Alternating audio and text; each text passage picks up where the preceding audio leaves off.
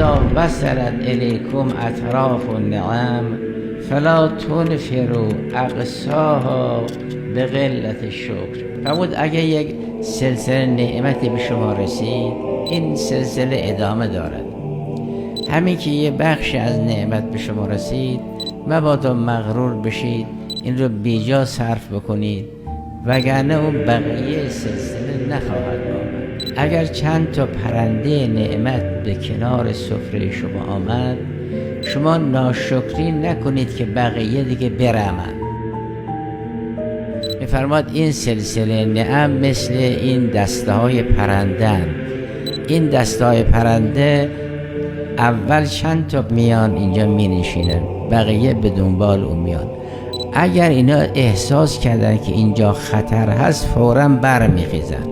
وقتی اینا برخواستند، اونا دیگه نمیان. فرمودن نعمتی که داره میاد، شما اینا رو در راه خلاف صرف نکنید تا اون ادامه نعمت بیاد.